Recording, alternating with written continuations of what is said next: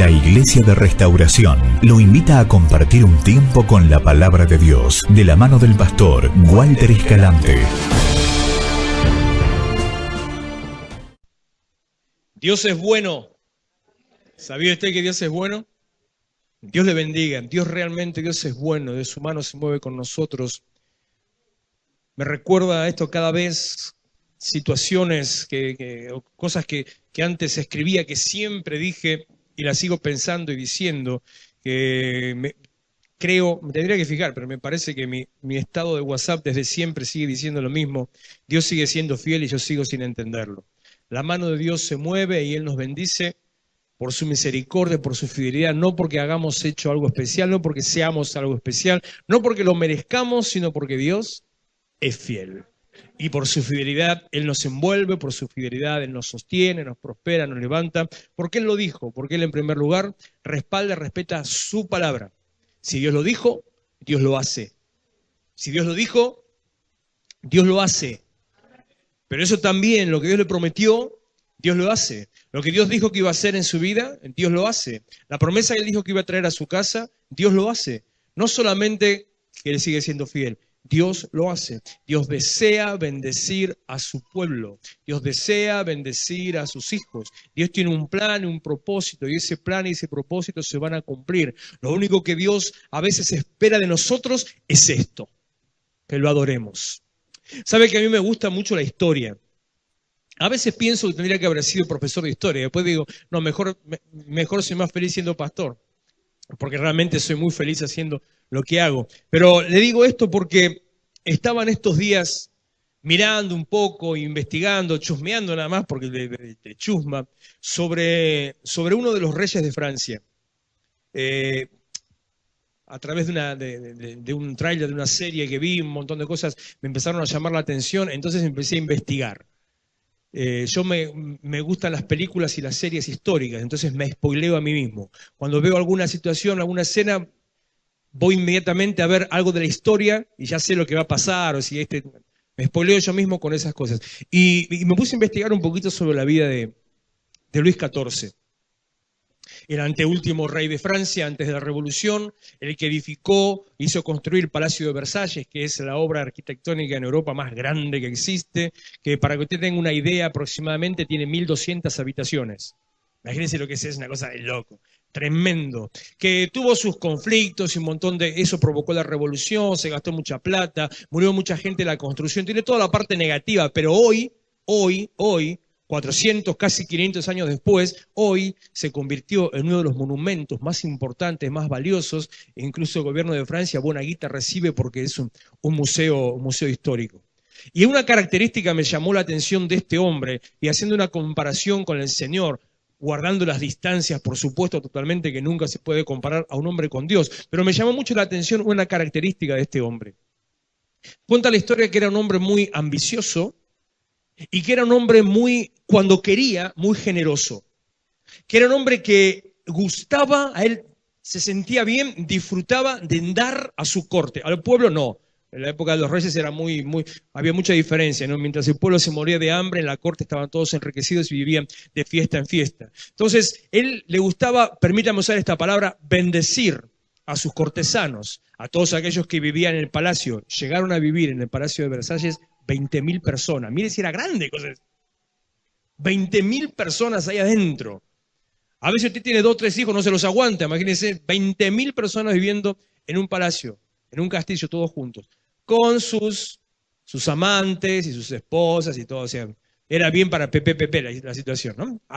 Había un propósito que sea tan grande y demás. Y a él le gustaba hacer cosas para que su gente, su corte se sintiera bien. Y hacer regalos y fiestas, que era lo único que Luis XIV pedía, que él se hacía llamar a sí mismo el Rey Sol. Y me hizo acordar de Malaquías, capítulo 4, que habla del sol de justicia. Lo único que él pedía, que su corte le rindiera honor. Que se inclinaran ante él. Que exalten su nombre, que todo el mundo lo halague, que lo alaben cuando pasaran, que se maravillaran con sus vestimentas, con las fiestas, que disfrutaran las fiestas. Y digo, haciendo la salvedad tremenda, No estoy, repito, por las dudas, no estoy comparando a Dios con un hombre ni a un hombre con Dios. Digo, lo único que Dios pide a su pueblo, lo único que nuestro sol de justicia, pide a sus hijos, lo único que Él espera es que le rindamos adoración, que le demos gloria, que lo reconozcamos. Y Dios es muy suelto de mano. Dios bendice, Dios prospera, Dios envía bendición, sanidad, restauración. Dios prospera a su pueblo cuando se acercan a Él. Dios desea bendecir. Nunca vaya a pensar por ninguna situación, por ninguna cosa que esté viviendo, por algún problema o conflicto que esté pasando. Nunca vaya a pensar que Dios no quiere bendecirlo, prosperarlo, sanarlo, darle. Dios siempre quiere. El deseo de Dios para con nosotros, Jeremías 29:11, lo último que digo antes de entrar a la palabra, el deseo de Dios para nosotros es que nosotros estemos en paz, vivamos bien y recibamos, tengamos todas aquellas cosas que deseamos alcanzar. Los pensamientos de Dios para con nosotros no son pensamientos de mal, sino de paz, para darnos lo que estamos esperando. Espere cosas buenas, porque vienen cosas buenas. Crea que Dios va a orar. Acompáñame en la Biblia, por favor, 2 Corintios capítulo 10. Le robé esta palabra a la pastora que predicó el domingo pasado. Me dio todo el pie para seguir con este tema, que veníamos en relación, en sintonía con lo que estábamos hablando en la semana, para poder entender, reconocer, desmembrar algunas herramientas, tácticas, algunas formas que Dios nos dio para poder alcanzar la bendición que Dios tiene para nosotros. Para saber cómo luchar contra nuestro principal enemigo. ¿Sabe cuál es el principal enemigo? Tiene nombre propio. ¿Sabe cómo se llama el principal enemigo? Se llama yo. Así que peléese con yo. Aunque suene feo. Rételo, castíguele, métale un trompazo a yo. Porque es nuestro principal enemigo. Cuando se levanta en la mañana, cuando se mira en el espejo, después de asustarse de lo que ve, cuando pase ese instante, dígale, escuchame una cosa, y haga como dijo el rey David.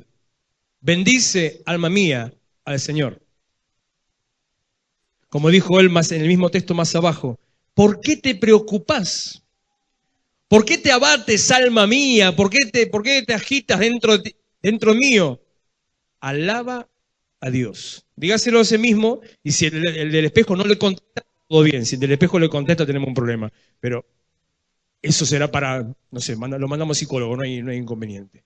El peor enemigo es nuestro ser interior, nuestra mente, nuestro pensamiento. Se decía antiguamente, y lo cual es cierto, que la mente es el campo de batalla del diablo, el campo de batalla del enemigo. ¿Por qué? Porque usted puede manejar algunas cosas que ve, puede manejar algunas cosas que hace, pero lo que entra a su mente y usted cree que son sus pensamientos, nos cuesta manejar. Porque cuando nuestros pensamientos se alinean, se asocian con la realidad, y cuando el enemigo nos viene a decir que todo me va a ir mal, y yo veo que me está yendo mal, creo lo que estoy pensando. ¿Y sabe qué pasa cuando usted cree ese pensamiento que está en su mente? Activa el poder de la fe. Activa el poder de la fe. Hebreos dice, capítulo 11, versículo 1, que la fe es la certeza de lo que se espera y la convicción de lo que no se ve. Cuando usted cree que le va a ir mal porque ve que no le está haciendo bien, está creyendo, teniendo certeza en lo que espera que le venga, teniendo la convicción de algo que no ve. ¿Y sabe qué pasa cuando se activa el poder de su fe? Cuando se activa el poder de la fe, aquello que usted está creyendo sucede. Entonces el diablo, nuestro enemigo secundario, primero es ya le dije, el diablo, conociendo el poder de la fe, siembra en nosotros pensamientos para que al aceptarlos activemos el poder de la fe y suceda en nuestra vida aquello que tememos. Como dijo Job, lo que temí me sucedió. Lo que temía me aconteció. Usted tiene que dirigir sus pensamientos conforme la palabra y la voluntad de Dios. Usted tiene que ser dirigido por lo que Dios quiere hacer y no porque las situaciones vengan a decirle. Usted determina cómo vive. Usted no está hecho a la imagen de un perdedor, sino que está hecho a la imagen de que la Biblia dice que es más que vencedor y nos hizo a nosotros más que vencedores. Dios quiere llevarlo a transitar caminos de victoria. 10, ¿dónde estamos? 2 Corintios 10:1. Yo, Pablo, os ruego. Espera que me pongo la anteojera esta. Por la mansedumbre y ternura de Cristo, yo que estando presente ciertamente soy humilde entre vosotros, mas ausente soy osado para con vosotros. Ruego pues que cuando esté presente no tenga que usar de aquella osadía con que estoy dispuesto a proceder resueltamente contra algunos que nos tienen como si anduviésemos según la carne. Parece que Pablo estaba pirado.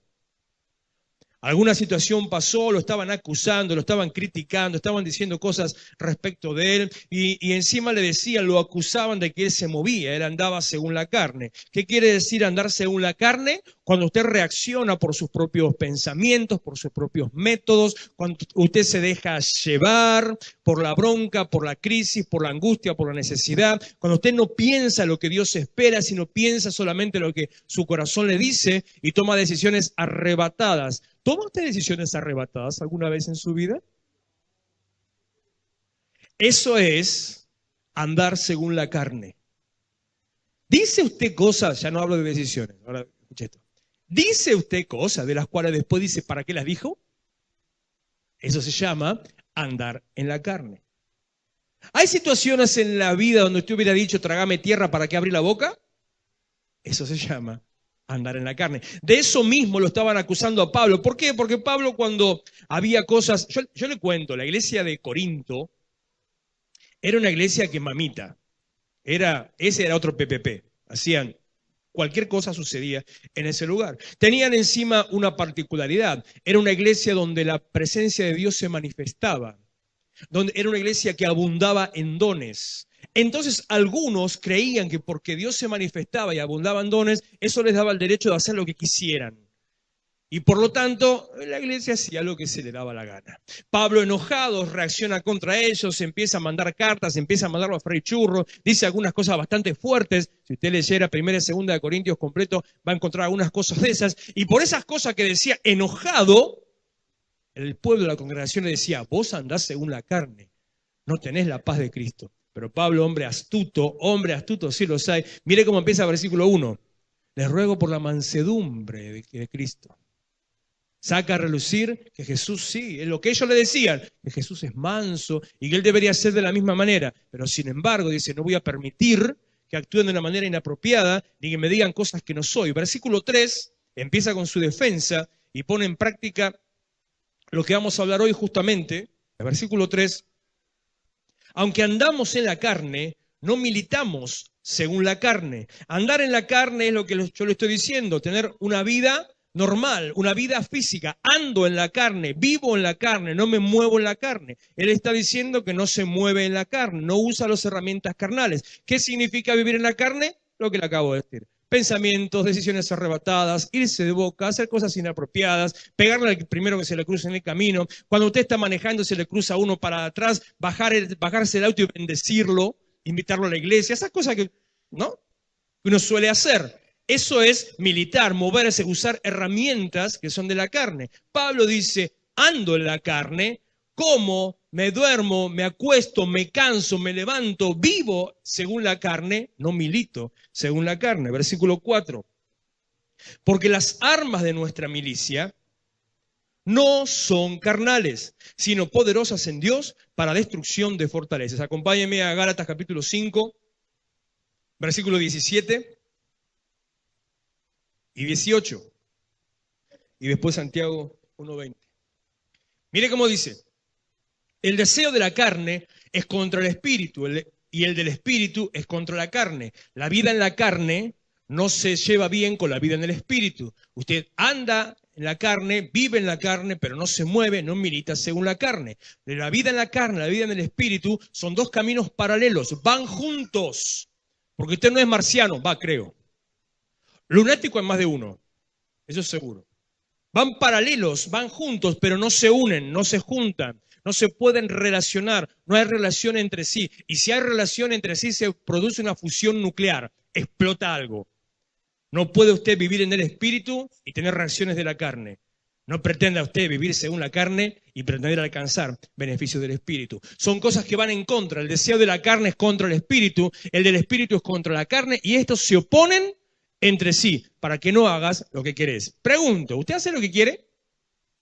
Verso 18. Pero si sos guiado por el Espíritu, si usted se deja guiar y vivir según la forma, la vida del Espíritu, entonces no hay ley que lo condene, no hay ley que lo juzgue. Eso está diciendo Pablo cuando habla en 2 de Corintios. Yo no vivo según las herramientas de la carne, yo no me muevo según las herramientas de la carne, sino según las herramientas del Espíritu. Está diciendo, hago lo que Dios me dice que haga, usted no puede venir a juzgar lo que yo hago. Es una situación un poco complicada lo que él está diciendo, pero un hombre que está seguro de qué manera, en qué forma está viviendo. ¿Usted sabe de qué forma está viviendo? ¿Cómo reconozco si estoy viviendo según la carne o si estoy viviendo según el Espíritu? ¿Cómo reconozco, cómo me doy cuenta si milito según la carne o milito según el Espíritu? ¿Cómo me doy cuenta si las armas que estoy usando son de la carne o si son del Espíritu? Es muy sencillo. Observa los resultados. Porque Jesús dijo que por los frutos se conoce el árbol. Jesús dijo, no puede un árbol bueno dar fruto malo.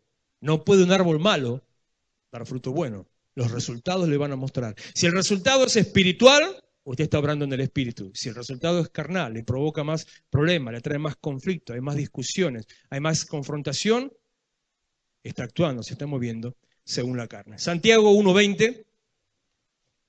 Porque la ira del hombre no obra la justicia de Dios. Cuando usted actúa, cuando usted milita según la carne, cuando usted se deja llevar, por sus reacciones, por sus pensamientos, por el dictado de su mente, por lo que el enemigo le pone, por la consecuencia de las situaciones que vive, cuando le quiere pegar a la cuñada o a la suegra, cuando se quiere pelear con el vecino de enfrente, con el gato que le rompió la basura, dice que Dios no puede obrar donde usted está obrando en primer lugar. La manera de obrar para recibir la bendición no es militar según la carne, la manera de obrar es militar según el Espíritu. Pero el accionar, la manera en que yo me muevo, tiene una fuente de alimentación. Yo actúo según lo que está en mi mente. Mis pensamientos determinan mis acciones. Mis pensamientos determinan mis acciones. Usted no es un animalito de esos que no tienen cerebro. Bueno, no voy a preguntar de forma personal por las dudas, pero usted tiene cerebro. Dios le dio un cerebro. Dios le dio una mente. Dios le dio inteligencia. Dios le dio capacidad. ¿Para qué se le dio? Porque nuestra mente dirige nuestras acciones. Como pienso, así soy. Lo que pienso, así me muevo. Lo que creo que voy a alcanzar, lo que decido, así lo voy a alcanzar. Sus pensamientos determinan sus acciones. Si su pensamiento tiene que ver con el mal, no va a recibir fruto bueno. Si sus pensamientos es vengarse, no va a recibir fruto bueno. Deje las cosas en las manos de Dios. La ira del hombre ata, podremos decir bloquea, frena el poder de Dios y lo que Dios quiere hacer con su vida. Volvemos a 2 Corintios, capítulo 10, versículo 4.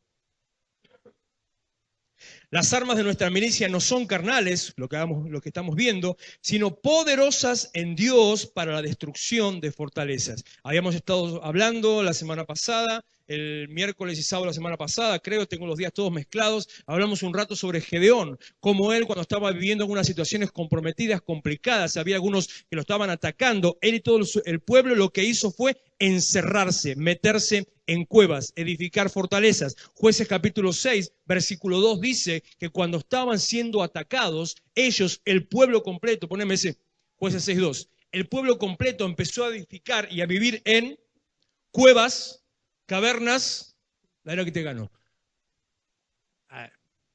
Cuevas en los montes, cavernas y lugares fortificados. Se metieron en cuevas, se metieron en cavernas, edificaron para sí fortalezas. Cuando usted edifica una fortaleza, la fortaleza que no es para refugio se convierte en lugar de muerte.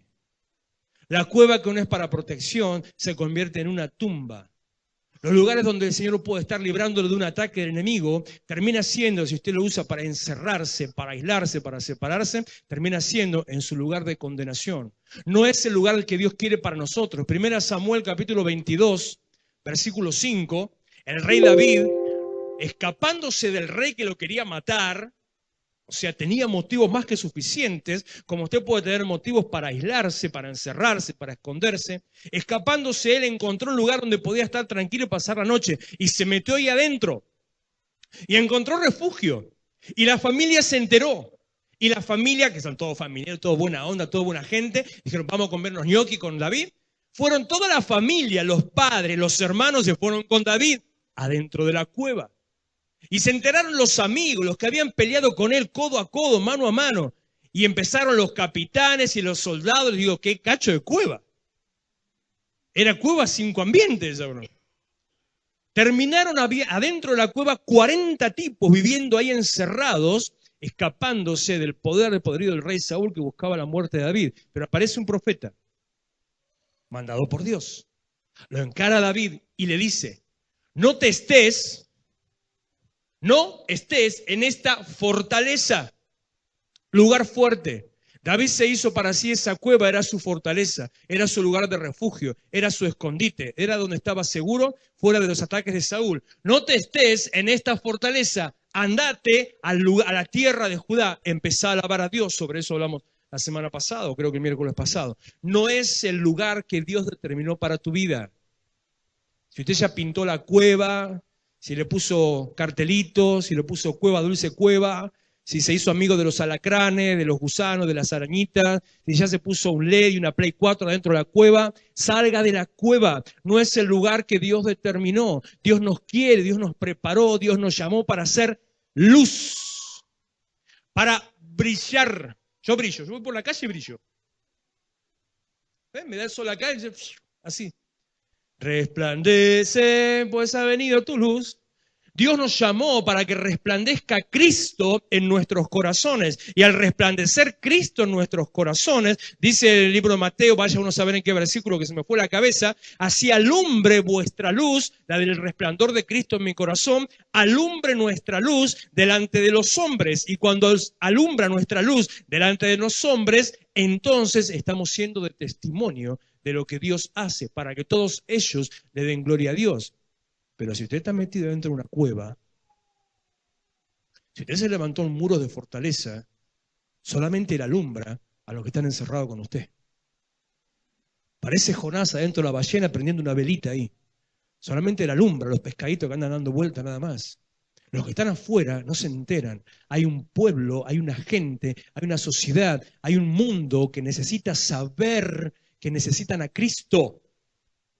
Y el que tiene a Cristo se lo tiene que decir, tiene que alumbrar, tiene que resplandecer, tiene que brillar. Ojo, resplandezca, brille. No sea cosa que se vaya al lugar de la oscuridad, como Ezequiel escondido ahí con el chupetín, y esté más oscuro que los que están ahí adentro. Resplandezca, brille, para contagiar al otro, para que el otro se convierta a mí y no yo me convierta al otro, para que mi luz irradie. Pues si usted se mete con esta época de corte de luz y demás, usted entra en una habitación a oscuras, prende un fosforito de porquería, ¿y qué pasa? Se ilumina todo el lugar, un instante, pero se ilumina todo ese lugar. Ahora, yo le digo lo contrario. Usted entra en una habitación iluminada, ponga algo oscuro, ¿se oscurece el lugar? Estamos puestos para alumbrar. Tenemos que salir de las cuevas y no permitir que los lugares fortificados nos envuelvan, nos opriman y nos aten. Decía, ya ni sé dónde estoy, versículo 3, versículo 4, las armas de nuestra milicia no son carnales, sino poderosas en Dios para la destrucción de fortalezas. Versículo 5, derribando argumentos y toda altivez que se levanta contra el conocimiento de Dios y llevando cautivo todo pensamiento a la obediencia a Cristo. Tenemos argumentos de sobra para decirle al Señor por qué permanecemos en la cueva. David le decía, Saúl me quiere matar. Sin embargo, cuando Saúl le tiró una lanza, él simplemente la esquivó y la lanza se clavó contra la pared. Usted puede decir un montón de cosas por las cuales permanece encerrado en una cueva. Que está cansado, que tiene frío, que tiene calor, que lo asusta, que viene el cuco. Puede decir cualquier cosa. Puede decir, como dice en Proverbios, hay un león afuera, me quiere comer. Puede decir cualquier cosa, pero Dios es el que tiene el poder para que usted pueda salir y enfrentarse a la situación. Las armas de la milicia de Dios, las armas espirituales son poderosas. Y lo primero que hace es derriban sus argumentos, las excusas que ponemos para no servir a Dios. No estoy cansado, no que hace frío. Conozco a alguien de hace muchísimos años, muchas veces conté el testimonio de esta persona. Hoy es un empresario, lo conozco desde que estaba de novio. Fue discípulo mío alguna vez, hace ya ni sé cuántos años. Creo que sí, se convirtió conmigo. Y ese hombre, hoy era un chico en aquella época, siempre decía estas palabras. Mire el orden, ¿no? Estaba de novio. Cuando me case, voy a servir a Dios. Después se casó. Cuando tenga mi casa, voy a servir a Dios. Tuvo su casa. Cuando nazca mis hijos, voy a servir a Dios. Nacieron sus hijos. Cuando crezca mi hija, voy a servir a Dios. Creció su hija. Cuando pueda pagar el 15 de mi hija, voy a servir a Dios. Creció la hija, le hizo el 15. Cuando pueda firmar mi negocio, voy a servir a Dios. Tiene una empresa con 2 empleados. Cuando dice ahora, cuando pueda resolver la situación con mi esposa, voy a servir a Dios. Pasaron más de 20 años y siempre poniendo excusas, argumentos. Hoy está separado viviendo en la misma casa con su mujer. Hoy está soportándose uno al otro, pero sigue diciendo, ¿cuándo voy a servir a Dios? No ponga excusas, no edifique argumentos. Los argumentos se derriban con el poder de la palabra de Dios. Salmo 8, versículo 3. Oh Jehová, Señor nuestro, cuán glorioso es tu nombre en toda la tierra. Has puesto tu gloria sobre los cielos, de la boca de los niños y de los que maman fundaste la fortaleza. A causa de tus enemigos para hacer callar al enemigo y al vengativo. Cuando veo tus cielos, obra de tus dedos, la luna y las estrellas que tú formaste, digo, ¿qué es el hombre para que tengas de él memoria? Usted no tiene capacidad, usted no tiene poder, usted no tiene medios, usted no tiene motivo, usted no puede servir a Dios. ¿Qué es el hombre para que tengas de él memoria? ¿Qué es el hijo del hombre para que lo visites? Le has hecho poco menor que los ángeles. Lo coronaste de gloria y de honra. Le hiciste señorear sobre la obra de tus manos. Todo lo que el Señor creó está bajo nuestras manos para ser gobernado, para que nosotros lo dirijamos. Todo lo pusiste debajo de sus pies, ovejas, bueyes, todo ello. Y asimismo las bestias del campo, las aves de los cielos, los peces del mar. Todo cuanto pasa por los senderos del mar, y termina el último versículo como el primero. Oh Jehová, Señor nuestro, cuán glorioso es tu nombre sobre toda la tierra. ¿Cuáles son sus argumentos para no servir a Dios? No tengo, no puedo, no alcanzo, estoy cansado, no tengo tiempo. Nunca diga, mire, tengo una cosa, ya lo hablé con Ezequiel 2 veces estos días. Si usted le está pidiendo a Dios algo, si le está pidiendo un trabajo, si Dios le da el trabajo, y después que Dios le da el trabajo, empieza con excusa para servir a Dios, agarre fuerte ese trabajo. A mí me da temor cuando Dios responde en esas situaciones. Se los dije hace 2 semanas atrás. El pueblo pidió codornices, pedía carne, el Señor mandó codornices. Dale que coman, le dijo Dios a Moisés. Van a comer tanta que le van a salir por la nariz. Se van a atragantar, se van a morir, comiendo todo lo que pedían. Cuando le pida algo a Dios, cuando Dios le dé, manténgase firme en lo que Dios le dio.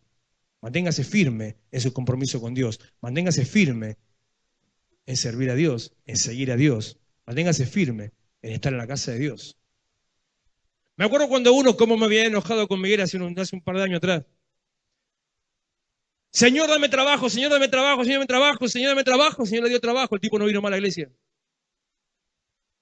Pero pasó por otro valle, por otro valle, por otro valle. Y después de valle, desierto, desierto, valle, desierto, el Señor lo ordenó, el Señor lo acomodó, el Señor lo prosperó, el Señor lo bendijo. El tipo tiene 0 kilómetros ahora. Mira vos. Este es uno de los 7 que les dije de este año, hasta el mes de marzo. Es uno de los 7 autos nuevos que el Señor prometió, que viene más, dijo que venía autos nuevos. Ese fue uno de ellos, porque entendió, comprendió y se puso a servir a Dios. Manténgase firme en lo que Dios le está diciendo, manténgase firme en la promesa de Dios, manténgase firme en sus pactos a Dios. Derribe los argumentos, las excusas, los que vienen a nuestra vida, lo que pasa. Volvé a 2 Corintios, para ir terminando. Derribando argumentos, todas sus excusas y pensamientos, y toda altivez, soberbia, y ahora se la explico, que se levanta contra el conocimiento de Dios, impide que usted vea lo que Dios está haciendo. Sus argumentos impiden que se manifieste el poder de Dios. Sus argumentos están teñidos de soberbia. No sea, por favor, soberbio. créale a Dios. ¿Pero por qué, pastor, voy a ser soberbio? Si yo estoy pensando que no puedo, yo me siento poca cosa, yo soy humilde, estoy hablando con sencillez. Usted es un soberbio si no cree que Dios lo puede usar. Si Dios dice que te va a usar y vos pones en primer lugar tu capacidad, pones en primer lugar tu conocimiento, estás confiando más en tu conocimiento, en tu capacidad, que lo que Dios va a hacer, ¿a quién le crees? ¿A Dios o a tu capacidad? Si Dios dice que te quiere usar y vos decís, no puedo, no tengo tiempo, no puedo, no me dan los medios, no puedo, no tengo dinero, no puedo, no tengo, no sé cómo, estás creyendo que vos sabés más que Dios. Eso es soberbia. ¿Cuál era el versículo? Romanos, capítulo 9, verso 20. ¡Hombre! Bueno, no queremos conflicto de género, ¿no? Hombre y mujer también, por las dudas. ¿Quién eres tú para que alterques con Dios? Dirá el vaso de barro al que lo formó, ¿por qué me has hecho así? Espera que no me acuerdo el Isaías dónde estaba. 29 creo. Isaías 29, 16. 3 veces Dios presenta la misma idea. 3 veces Dios se queja, reclama la misma situación. Vuestra perversidad ciertamente será reputada como el barro del alfarero. ¿Acaso la obra, dirá de su hacedor, no me hizo? ¿Dirá la vasija de aquel que la ha formado, no entendió? Isaías capítulo 45, verso 9.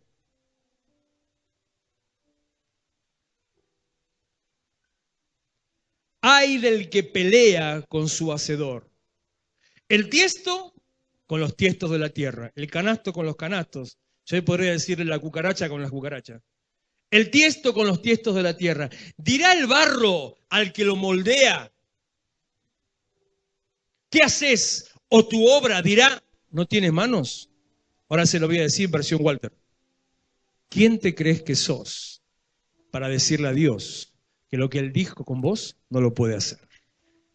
¿Quién te crees que sos? Por eso digo soberbia, derribando toda altivez. ¿Quién te crees que sos para que si Dios quiera usar tu vida así como sos, decirle, no Señor, no sé, no Señor, no puedo, no Señor, no tengo tiempo? ¿Quién te crees que sos?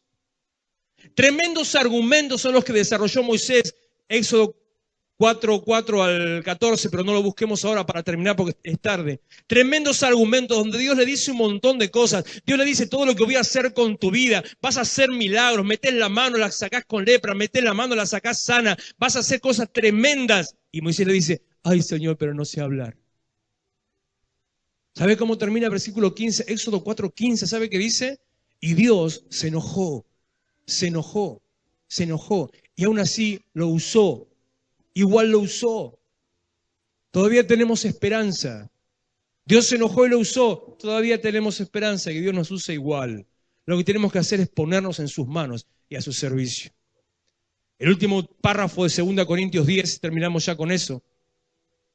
Derribando, en versículo 5, todo argumento y toda altivez que se levanta contra el conocimiento de Dios y llevando cautivo todo pensamiento a la obediencia a Cristo. Decía en estos días, por una pregunta que me hicieron, que durante muchos años yo luchaba con este texto, diciendo, ¿y cómo se hace? ¿Cómo se lleva cautivo los pensamientos a Cristo? ¿Cómo hago para que mis pensamientos dejen de estar? ¿Cómo hago para pensar otra cosa? ¿Cómo se hace? No entiendo qué quiere decir llevar cautivo los pensamientos a la obediencia a Cristo. Y lo único que hacía durante mucho tiempo era orar con esas palabras. Y cuando venía algo negativo a mi mente, el Señor llevó todo pensamiento cautivo a la obediencia a Cristo. ¿Cómo se hace? Hasta que Dios me enseñó. Se hace obedeciendo, creyendo lo que Él dice que vos sos. Usted no es lo que el diablo dice. Usted no es lo que el fracaso dice. Usted no es lo que el conflicto, el problema dice. Usted no es lo que su familia, sus amigos, su jefe, sus compañeros dicen. Usted es lo que Dios dice que usted es. Llevar los pensamientos cautivos a la obediencia a Cristo es no creer cualquier cosa que venga a mi mente que sea opuesta a la palabra de Dios. Llevar los pensamientos cautivos a la obediencia a Cristo es obedecerlo a Él y no a las ideas que me dicen que soy un fracaso, a la idea que me dice que no puedo, a la idea que me dice que no alcanzo, que no llego, que no tengo medios, que no tengo condición. Escúcheme, ¿quién tiene condición? ¿Qué condición piensa que tengo yo? ¿Sabe qué condición tengo? Aunque sea infiel, Dios sigue siendo fiel. ¿Sabe qué condición tengo? Dios sigue siendo fiel y yo sigo sin entenderlo. Dios no necesita personas capaces. No necesita a Dios personas hábiles. No necesita a Dios personas con conocimiento. No necesita, Señor, profesionales. Dios necesita gente que le escuche y haga lo que dice. Gente que le crea y crea lo que está pensando. Dios usa a esa gente para transformar. Usted está llamado para transformar un pueblo, una sociedad. Usted está llamado para pararse en medio y decir, Dios tiene poder. Dios sana, restaura, prospera, bendice. Cuide sus pensamientos, filtre sus pensamientos. Crea lo que Dios dice y Dios va a hacer obras grandes, tremendas en su vida. Póngase en pie, por favor. Oramos y vamos a participar de la cena y hacer la dedicación. Iglesia de Restauración, Avenida San Martín 2324, Florencio Varela. Los esperamos los miércoles a las 20 horas, sábados 19:30 y los domingos, reunión de jóvenes a las 18 horas. Vení a encontrarte con tus sueños.